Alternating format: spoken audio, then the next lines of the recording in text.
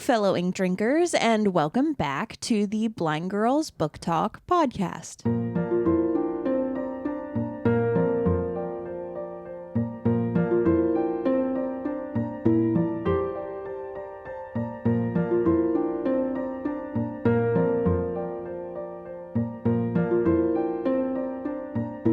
My name is Aria. And I'm Belle. And we are two legally blind sisters who love reading and love books.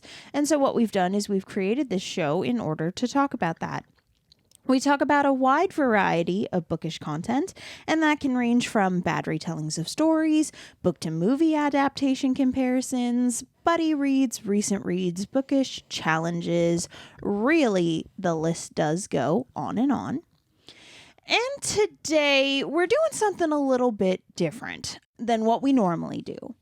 So I have been watching a lot of YouTubers recently who have taken like old kids shows and they react to different episodes, or they react to different seasons, or just the whole show in general.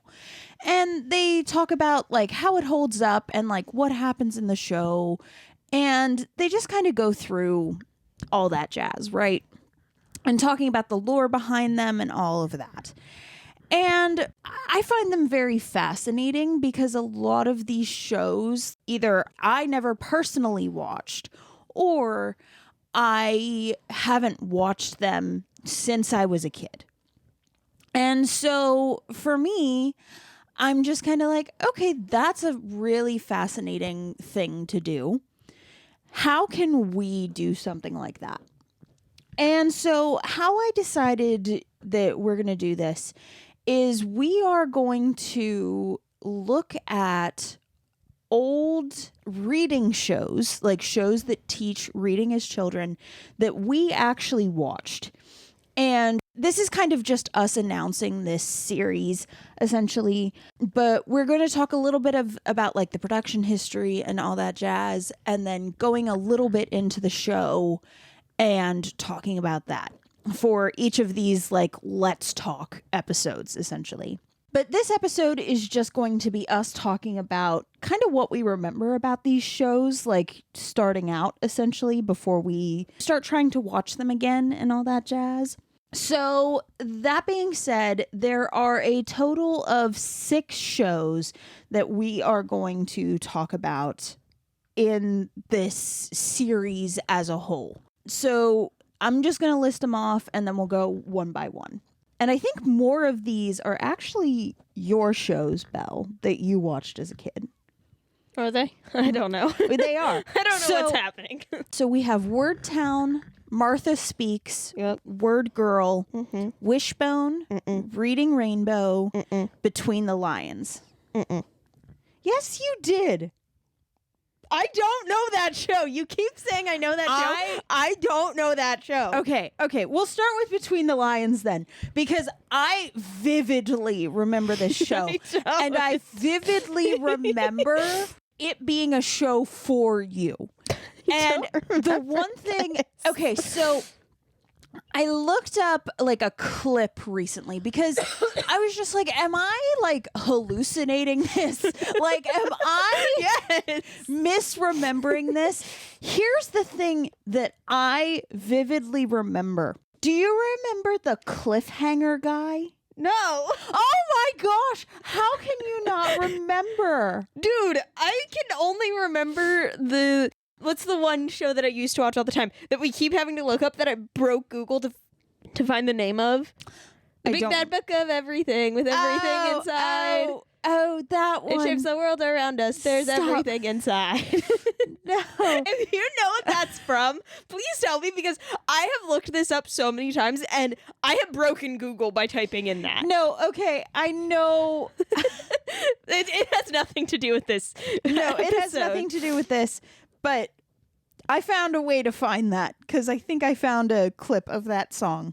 But anyway, I will show you a clip later of the cliffhanger thing. I think you have shown me, and I still don't know what you're talking about. It's just like, it's so, like that part, I do not know why that, out of all of the things that were in that show, is the thing that sticks out to me, but it is. And I also kind of remember the lion puppets. I remember you loving the lion puppets. Dude, I remember loving Dora and Matt. Oh, we should have added Madeline. It doesn't teach you to read. No, but it's based on books. Okay. Well, She's based on books. We'll add it to the list. It will be like an afterthought, I think. I just remembered that.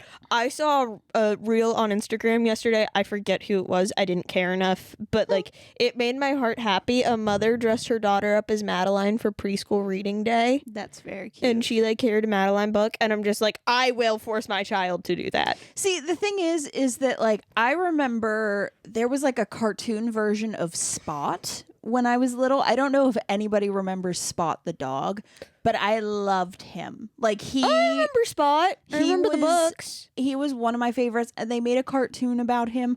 I don't know how I would go about finding that, or I would put that on this list too, but I do not remember. Could you go by Clifford then with that? We weren't Clifford people. So I was a wannabe Clifford person. And see, We like, were the thing Biscuit people. we were Biscuit people. We were Biscuit and Froggy. Frog. Oh, I loved Froggy. I love Froggy too. But no, the other one. They don't make those books anymore. No, they don't. Clifford. And we weren't Curious George people either. Because, like, that I think could we just had the technically- original Curious George book. And I don't think we even read it. I think know, we were like, gifted it. I know I've read it. Like, and see, here's where. Well, yeah, but like what we had Mom read us and everything were completely different. I forced Mom through Harold and the Magic Purple Crayon. Yeah, and see, like, there's a lot of these kid shows that are based on books. So I don't want to go too far into those, and that's why Madeline's going to probably be the last thing that we cover in, like, this kind of series. And there will probably be more added to this list. This was what we went off by memory. I was literally on my lunch break, and Aria texted me at school and is like, "What reading shows did you do as a kid?" And I was just like, what? And see, like, the thing is, I didn't also want to count things like Sesame Street, because I was a big Sesame Street girl growing up. I was very much into Sesame Street. I just liked Elmo because he was red and I loved red, and he had a goldfish and I had a goldfish. Yep, you loved Elmo. That I hated Sesame Street though. No, I feel like this sums up how different we are as people, because I was fully a Sesame Street kid, and, like, I loved all of the characters, all of the Muppets, like, all of them. I loved them. And I just liked Elmo. Are just living your life over there. I liked Maisie, the mouse, who doesn't talk. Maisie was one of yours. Maisie, and Max, honestly, and Ruby. I remember there being, like, Maisie books and Max and Ruby books and, like, all of these things. So I don't know that we're going to get fully into all of that. I did want to stick to purely, like, reading instead of it being a nostalgia thing. You know what I mean? So, okay, now that that's out of the way, so between the lions, but going into it, Belle does not remember. I kind of remember. And we're going to see what we can find of those and go from there. I don't remember that show. The next one is one of yours, which is Word Town. Yes, I remember Word Town because, so, with as we've mentioned on here before, and people who have, I don't even know what episodes, I have dyslexia. Not the normal dyslexia, weird type of dyslexia. I'm weird, okay? I get it. My brain don't know how I ended up in law school. We're still all questioning that. But anyway. You're here now. I'm here now, purely by mistake. Anyway. So Word Town was one that our mom really liked me to watch, because anybody who knows the Word Town, the PBS show, I believe that's the name of it. Yeah. You had the creatures and, like, the things, but they were made up of, like, if it was, like, a house, it was made out of the letters to spell house. Mm-hmm. If it was a character that was a dog, he was made out of the word dog. Mm-hmm. So, like, you could see the word and match it to the thing. Mom really liked that show for me because it gave me visuals. Mm-hmm. which is really weird saying as a blind person. But it gave me those visuals to just look at it and be like, okay, this is what this is. Mm-hmm. But yeah.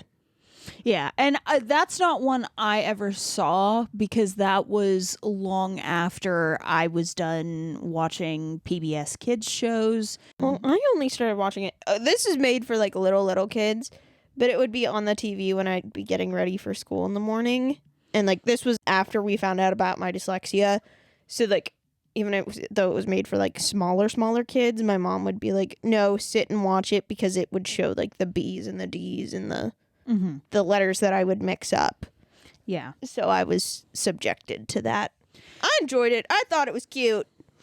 Hey, and that's all that matters sometimes. The next one on this list is Martha Speaks. Now, again, this is another one that is purely Belle. Yes. This is past my time. I will say, though, this is a tangent, and I'm sorry, but I kind of miss the not little kid shows, but not like teenage shows, like that tween, like that's definitely Martha Speaks and Word Girl. that middle age Yeah. thing that PBS Kids used to do. There was like, what was it called? It was like Zoom or something like that. That was a big show. Like Zaboomafoo was a thing. And there was another one that I'm tempted to put on this list, but I don't know if I'll be able to find it. But it was called Ghost Writer. And I only watched a couple episodes, I think. Like, I don't think I really followed it much, but I was really intrigued by it. So, I don't know, but that's another one, and that's my tangent. Martha Speaks is, again, past my time on PBS shows. What do you remember about? I remember it was another like word-based show, and I remember it being really stupid plot point of family feeds dog chicken or alphabet soup. The alphabet noodles go into dog's brain. Dog can speak. really dumb plot. So it was all about the talking dog and her owner. And yeah, I don't remember much. It was another one of those shows. I hate sleep. Well, now I like sleep because it law school. But like I hated sleep as a kid, and so I'd always be up super early before school whenever I was in elementary. That did not happen after elementary. So mom would just put it on the TV and I'd just sit there and watch it. Well, she's like, I still have like an hour or 30 minutes until I have to get ready, and therefore you have to get ready. So like, no. Chill out. Chill. That was a normal occurrence in our household. Yeah. That was a normal occurrence in our household of Belle would wake up at the butt crack of dawn or like 4:30 in the morning and be like, I'm awake, everybody get up, and everybody would be like, no, here's a stool, here's the TV, sit and watch it. Yeah, and here's the thing, you didn't even try with me because I couldn't get you up. Exactly. You would So I'd go to the people I could get up and become their problem until they made me not their problem.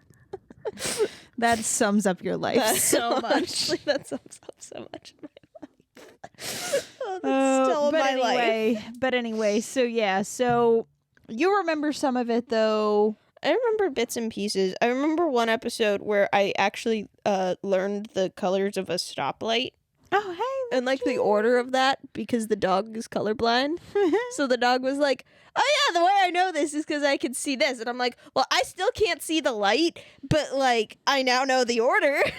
Good job. Yeah, I was so proud of myself. Oh, Martha Speaks. Yep. Teaching Belle things all the time. Okay, so the next one then is Word Girl. So again, another one of yours. Yeah. Past my time. I didn't really watch it that much. Anybody who knows, it's literally like a superhero show with words. The girl's powers, like words or something. I don't remember much of it. I didn't watch it that much because it was on like after school. I had more important things to do after school. I don't remember much. I remember there being a really weird monkey villain, I think. Okay. Or I may be confusing with the Powerpuff Girls. You know, Or I think they may have similar looks. they I might. think that's the thing. I don't remember. Oh, she had a monkey sidekick. I know that. There He wore you a diaper. go. Yep. She had like a chimp partner and he wore a diaper. Good to know. Yep. I know that. I don't remember much. Taught me big words. That was like another older kid show. I like watched that like after school. Yeah. In middle school or something when nothing else struck my fancy. That's I.e. when Disney Channel failed me. Disney Channel failed. When Disney Channel was like High School Musical. Oh, It's gosh. like, no. No. Mm-mm. Or Jonas Brothers. No. PBS Kids. You save me. Save me, PBS Kids. Save me. All right. The next one I have is one of mine, and it is, of course, Wishbone. Old. I loved this show as a child. I adored it because it combined reading with a dog. And like for me it was the penultimate. We have peaked here as a society show. We peaked with Wishbone. Everything else has been downhill since then. Everything else. Forget everything else that came next. Everything else down here. Wishbone, penultimate show for children. Forget Mr. Rogers. Forget. Nope. Irrelevant. Irrelevant. Wishbone. But no, I adored him so much. And I remember in college, actually, so there was a day that they would do this thing where they would essentially cancel classes, and is that the Thanksgiving one? not Thanksgiving, it was at the end of the year. Oh. But they would have this thing where they would cancel classes and they would bring in like giant inflatables and stuff, and they would let the kids just have a party, essentially, like one day that was a party. And there were certain classes like they couldn't cancel. You still had to go to those.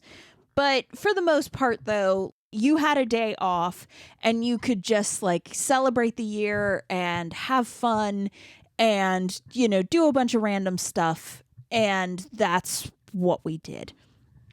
And I remember one of those days we had done kind of whatever we wanted to do outside. And so me and my friends were just relaxing.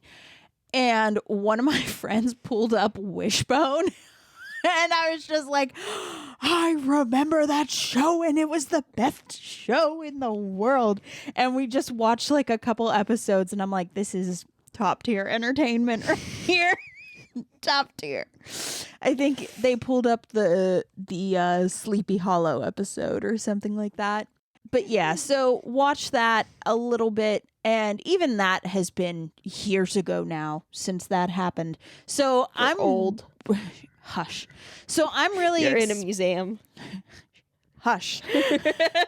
So I'm really excited to watch this one again because I remember it being amazing.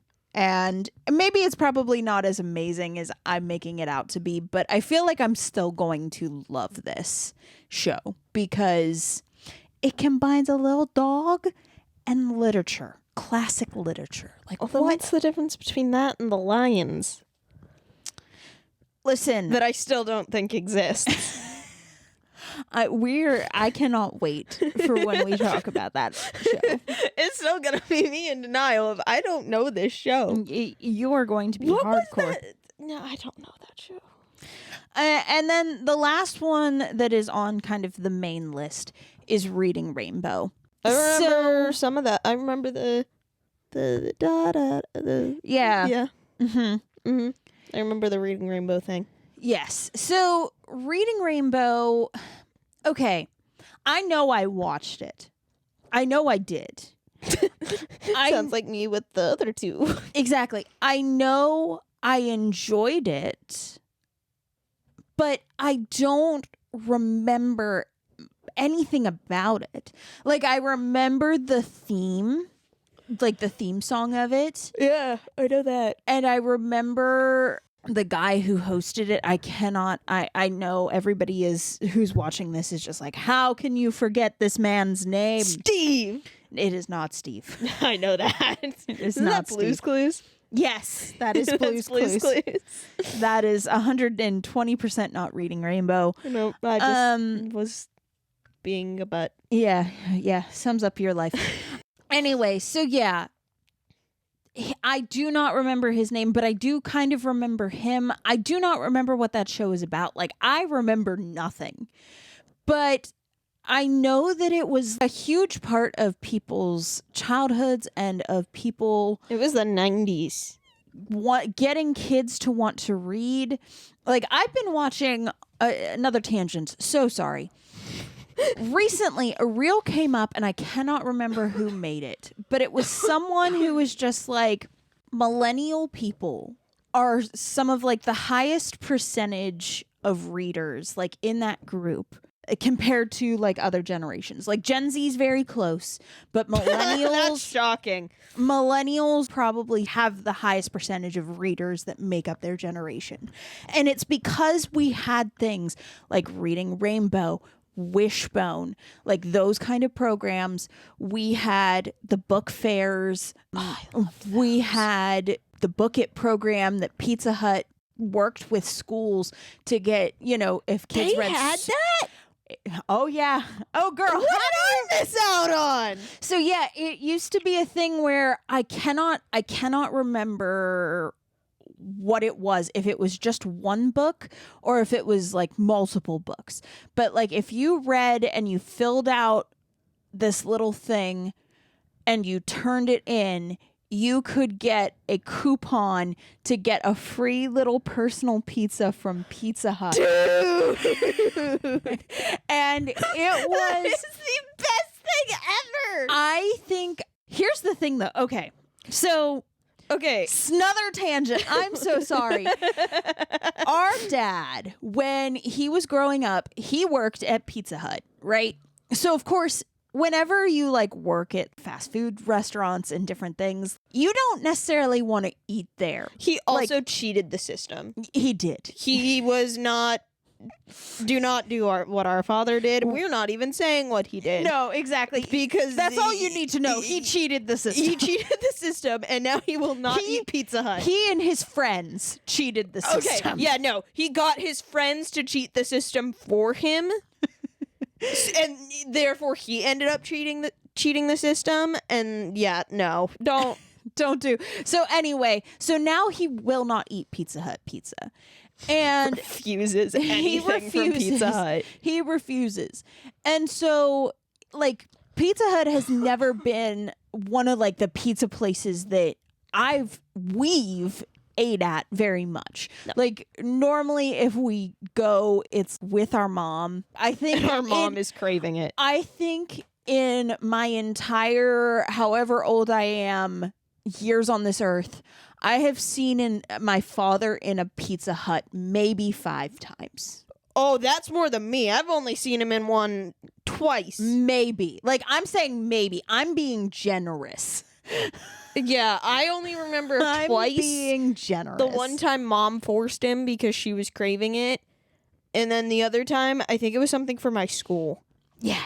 So, like, only time I've seen that man in a Pizza Hut. Very, very, very infrequently does he venture into Pizza Hut. It's like him reading.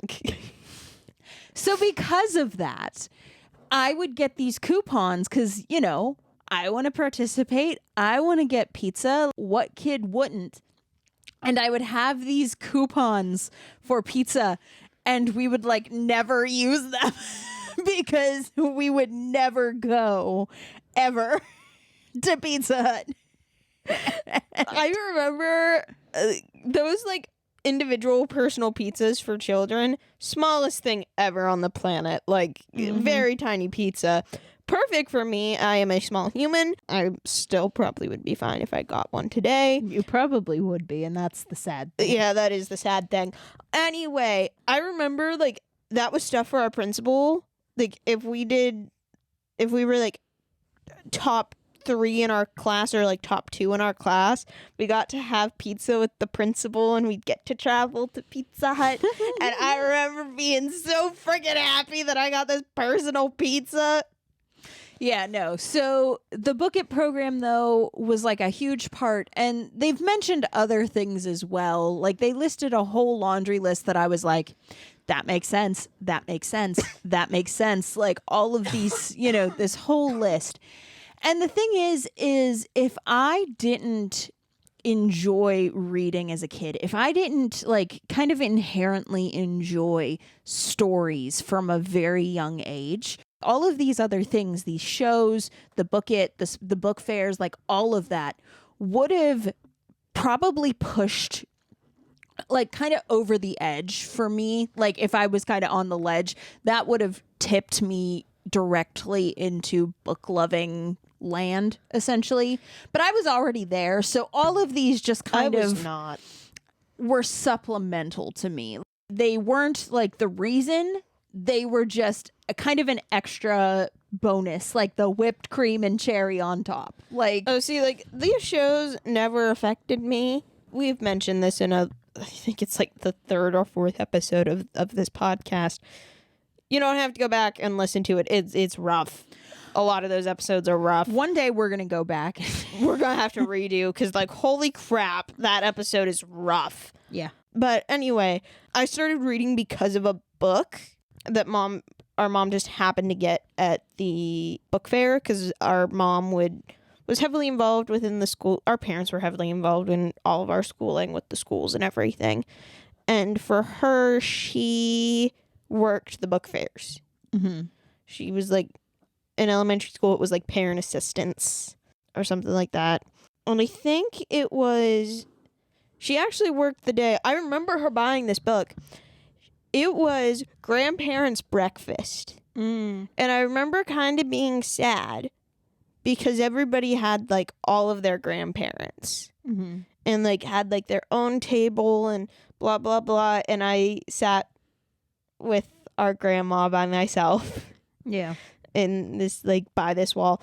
It was fine. Like, my grandma understood and, like, very supportive. I was so lucky to have her there. Mm-hmm. I'm not saying that. It's just difficult as a kid to never know most of your grandparents. Yeah. But I remember that, and I remember then the grandparents got to go to the library for the book fair with us.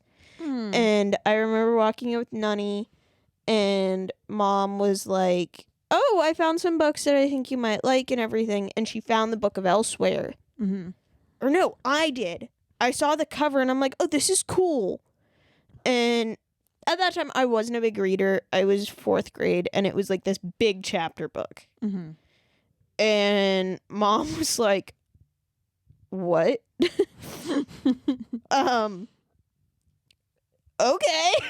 Mm-hmm. And like from then on, I've been having a love for reading. But around that time, we also found out about my dyslexia, which made it very hard for me to read. Mm-hmm. Because when kids are taught to read, you are taught to read out loud. My dyslexia does not allow me to do that in any way, shape, or form. My reading out loud is probably worse than a person with normal dyslexia. Mm-hmm. Because it's how my information comes out, so I can read it correctly, but the information comes out of me wrong. Mm-hmm. But I have the information correct in my head. It's a whole big thing. Yeah. So, like, I hated reading because of that. So, like, the Biscuit books, hated those. Only because Mom would force me to read them. But I'm shocked that my generation, I can crap on Gen Z because I am technically Gen Z. Mm-hmm. Mm-hmm. I'm a 2000s baby. I shouldn't count. We're our own breed of humanity. Your own breed. We are our own breed of humanity. I refuse. But, like, that shocks me just because of the amount of people I know who are my age who refuse to pick up a book. You know, it's probably all the book talk girls. Let's be real. Honestly. It's probably them. But yeah, so I think that's kind of where we want to end today's episode, though, because like I said, this is just us going in, just remembering what we remember about these shows. So that way, when we go in, you're kind of going to be like, okay, this is the starting point. What all have you learned in the course of researching the episode? So, that being said, we want to thank you for coming along today as we talked about just these kids shows that are nostalgic to us that we remember and kind of kicking off this series we're going to do. Of course, if you like this episode, if you like what you've been listening to, please consider following the podcast and sharing the episode with your friends. It really would help us to grow the show, and we would appreciate the support those actions would give. And hey, if you want to leave a review, that would be cool too. And then what are we going to be talking about next time? Oh, crap. I don't know. What are you talking about? You changed this on me. I did. So I believe next time it's just going to be me, and I'll explain why next time. And it is just going to be me talking about a recent read that I've gone through. Yes. So that being said, we'll see you guys next time. Bye.